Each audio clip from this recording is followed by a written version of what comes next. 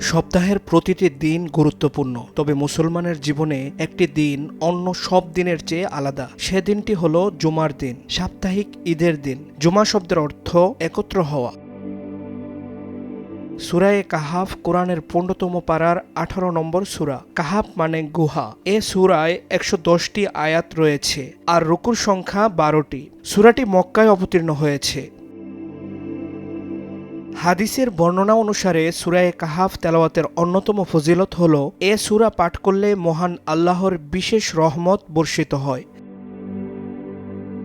এক সাহাবী সূরা কাহাফ তেলাওয়াত করছিলেন। তার বাড়িতে একটি ঘোড়া বাঁধা ছিল। ঘোড়াটি তখন লাফালাফি করতে লাগলো। তখন ওই সাহাবী শান্তি ও নিরাপত্তার জন্য আল্লাহর কাছে দোয়া করলেন। তখন তিনি দেখলেন একখণ্ড মেঘ এসে তাকে ঢেকে দিয়েছে। তিনি নবীজি সাল্লাল্লাহু আলাইহি ওয়াসাল্লামের কাছে বিষয়টি উল্লেখ করলেন। তখন তিনি বললেন, হে অমুক, তুমি এভাবে তেলাওয়াত করবে। এটা তো প্রশান্তি ছিল যা কোরআন তেলাওয়াতের কারণে নাজিল হয়েছিল। কিয়ামতের দিন এ সূরা তার পাঠকারীকে আলোকিত করবে। হযরত আব্দুল্লাহ ইবনে ওমর রাদিয়াল্লাহু তাআলা আনহুমা থেকে বর্ণিত, নবীজি সাল্লাল্লাহু আলাইহি ওয়াসাল্লাম বলেন, যে ব্যক্তি জুমার দিন সূরা কাহাফ পড়বে তার পায়ের নিচ থেকে আসমান পর্যন্ত নূর প্রজ্বলিত হবে এবং কিয়ামতের দিন তার জন্য উজ্জ্বল হবে, আর 2 জুমার মধ্যবর্তী সব গুনাহ ক্ষমা করা হবে।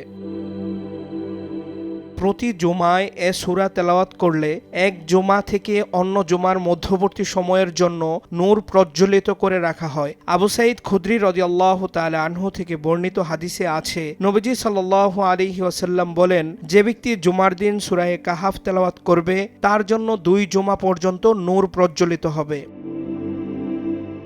মুসলমান হিসেবে সবারই পবিত্র কোরআন পড়া জরুরি আর শুদ্ধভাবে তেলাওয়াত শেখা ফরজ। কেউ যদি পুরো সূরা পাঠ করতে না পারে সে অন্তত এ সূরার প্রথম 10 আয়াত তেলাওয়াত করতে পারে। হযরত আবু দারদা রাদিয়াল্লাহু তাআলা আনহু থেকে বর্ণিত, নবীজি সাল্লাল্লাহু আলাইহি ওয়াসাল্লাম বলেন, যে ব্যক্তি সূরা কাহাফের প্রথম 10 আয়াত মুখস্থ করবে সে দাজ্জালের ফিতনা থেকে নিরাপদ থাকবে।